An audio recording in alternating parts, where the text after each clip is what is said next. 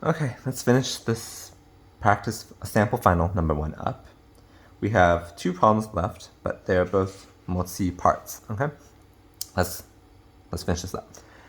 This is true, false, and then we have to kind of briefly explain our answers.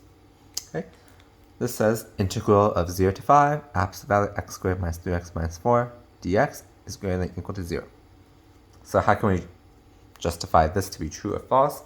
I know it's true because when you absolute value, the area is always positive. Okay, so we can say x squared minus 3x minus 4 is always greater than 0. Therefore, area is greater than equal to 0. Integral is area under the curve. Okay, so this is true. This one, this looks intimidating. We have summation from k0 to infinity, minus 1 to k over 2k factorial, pi to 2k is equal to minus 1. So this is probably testing us something we know. It's not a geometric series, so we don't know how to find the sum of that. Is it one of our Taylor series? Is now my second thought. Okay, and it actually is. Remember how cosine looks? It's 1 minus x squared over 2 factorial plus x to the 4th over 4 factorial, so on and so forth. The 2k was the hint for me that it's all evens. We know that cosine is just even powers of x. Okay, which we can rewrite as summation as can write it as k instead of n. K is 0 to infinity of what? Minus 1 to the k, x to the 2k over 2k factorial. Okay, so this looks just like this, except the x is pi. So this is just asking us to find cosine of pi. And we know that's minus 1, so this is true. Okay. Oh, this is easy. We have derivative of a definite integral is this constant. This is definitely false. Why? We can argue with fundamental theorem of calculus, but we can say that integral 0 to pi over 4 cosine x dx is some constant c. So d by dx of c is 0. Okay? That was easy. This one, there's a positive integer m such that 1 plus half plus 1/3 plus dot dot dot plus 1 over m minus 1 plus 1 over m is greater than 20. Okay, so how do we approach this one? Okay, so this looks like, remember, this looks like the harmonic series, and is 0 to some number m. Okay, we know that if m is infinity, or if m approaches infinity, we should say, but let's say if m is infinity,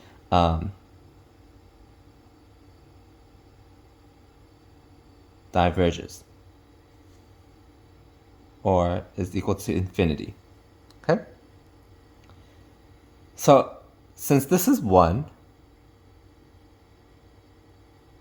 then the sum, since we know that this, as m gets bigger, the sum would go to infinity. So this is starting from 1. So eventually it would have to cross 20. That's true. So we can, let's write it in words. Or is equal to infinity. If m is 1, then sum is 1. So as m increases, eventually it will exceed 20. Okay, that's our justification. Good enough, in my opinion. The answer key did not really have a good explanation either, but this is briefly explained, so this is a vague question in itself. I'm going to complain about the test writer again. Whoever wrote this did not have clear instructions, so this should be good enough. Anyway, hopefully you get the idea. This looks like the harmonic series. We know that the sum is infinite. Okay, so this is starting from 1, And eventually, as you add more terms, it will eventually go to infinity. So that means it eventually has to cross 20. Okay? That's the idea. Okay, let's move on to everyone's favorite testing series for convergence or divergence. Okay? Not everyone's. That was a sarcastic comment. Okay. First one. Which test can we use? This one, just for me doing enough problems, I know to use the limit comparison test, but let's go down a list. Is it an integral test? It possibly could be if this is positive and decreasing, and it probably is, but that integral doesn't look fun to evaluate, or easy to evaluate, so probably don't want to do that. It's not alternating series, it's probably not the ratio or root test. Well, it's not the root test because it's not the sequence to n power. Ratio test, probably not. There's no factorial, there's no exponential, it's nothing like that. So we're left with comparison, or limit comparison test. Okay, so what we're going to do, I'm going to do the limit comparison test. And what am I going to compare to? The technique is compare with n over n cubed. We just pick the biggest degrees. So this is 1 over n squared. Okay?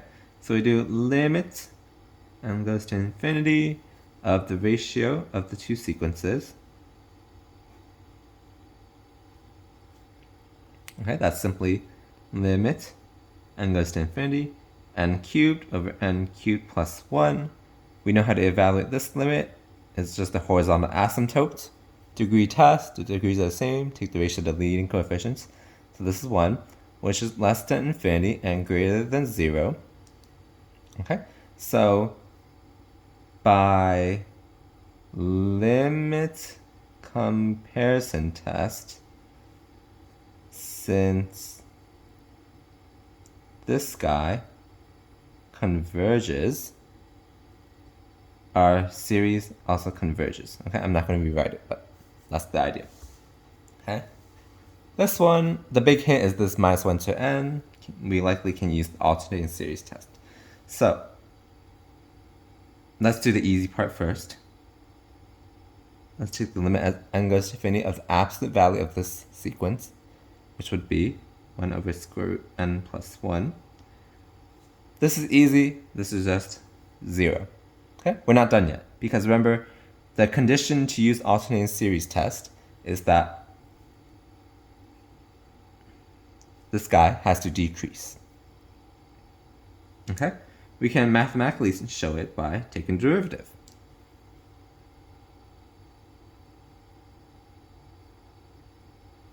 Okay, this guy is less than 0 for n greater than or equal to 1.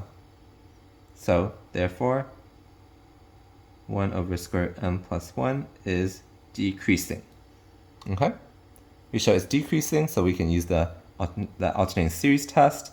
So, by alternating series test, the series converges. Okay? This one, big hint is the exponential, probably the ratio test. So a sub n plus 1 divided by a sub n.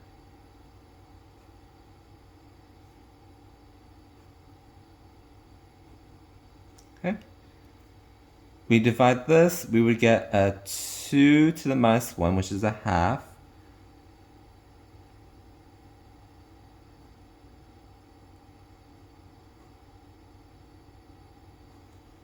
Okay. This limit as n goes to infinity, if we expand this out, it'll be n squared plus 2n plus 1. Again, we can do the horizontal asymptote test. So we get half times 1, which is half. This is less than 1, so it's convergent. Series is convergent by ratio test. Okay. This one, I looked at the key. They used the root test, which I would not have thought.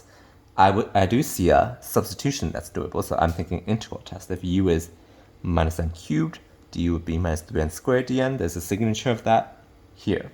Okay, so maybe we can use the integral test. Remember the conditions for the integral test? This guy has to be positive, which is, okay, n squared is always positive, exponential is always positive. So, we also have to show that it's decreasing. So, we do the same thing as like in part B, just take the derivative. Okay. We use the product rule, that'll be 2n e to the minus n cubed plus n squared e to the minus n cubed times minus 3n squared. Okay, we can factor what? N e to the minus n cubed. Okay, so we would get 2 plus, so 2 minus 3n cubed, I believe, okay?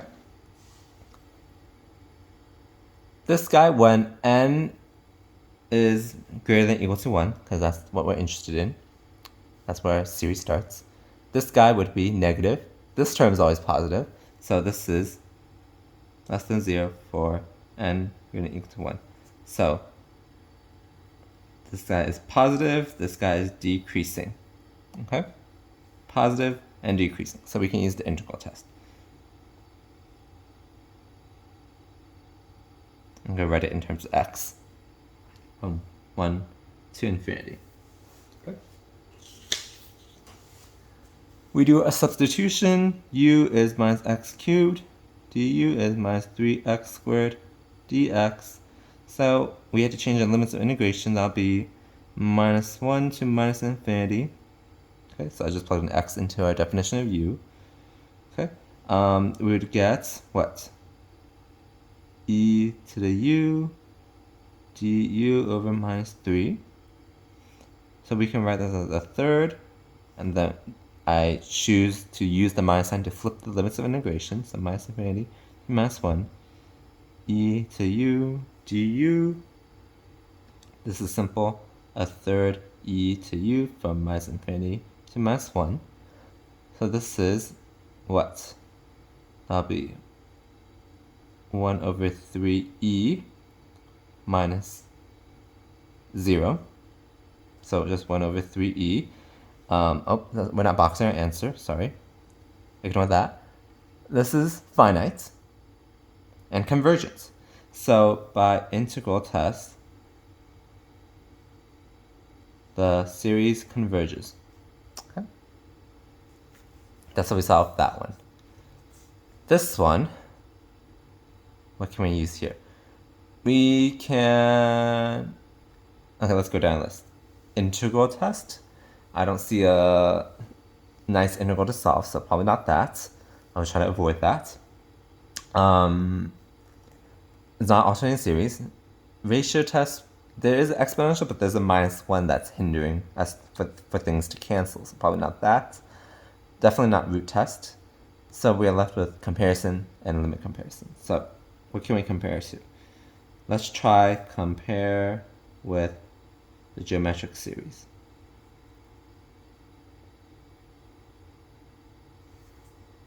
Okay. Let's compare with this. So we get limit, let's do limit comparison.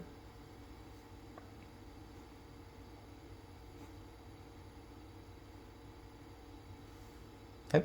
So you can write, this is just equal to 1 to n over 3 to the n. 1 to n is just 1, so it's also equal to 1 over 3 to the n. So I wrote that over here. This would be limit n goes to infinity, 3 to n over 3 to n minus 1. We use L'Hopital's because it's infinity over infinity. Okay. I'm just going to write it like this. 3 to the n prime over 3 to n prime minus 0. And differentiate the top, that's derivative of 3 to n. Differentiate on, that's derivative of 3 to n minus derivative of 1 is just 0. Okay. So we can cancel. So everything will just be 1. Okay, so our limit is 1. This is less than infinity and bigger than 0. So by limit comparison test, since, what was it, 1 over 3 to n converges, then our series also converges. Okay? Sorry, this is a little messy here. Hopefully it made sense to you. They don't give enough space to write all the justifications nicely, so I blame it on them. Okay? If you're trying to write like a linear thought process, there's not enough space. Like, for example, even for this one, we want to show that this guy is positive and decreasing. That would take up a lot of space. And then we still have to evaluate the integral. So, yeah, anyway, besides the point. Hopefully this helps you to see my thought process for solving these, and also for the true-false that I did in the previous page, okay? So that was this sample midterm, number 1. In future videos, I'll be solving the other 2 sample finals. That's the sample midterm, sorry. Okay, so please hit that like button if this video has helped you, and please subscribe to the channel to look out for those future sample final solutions.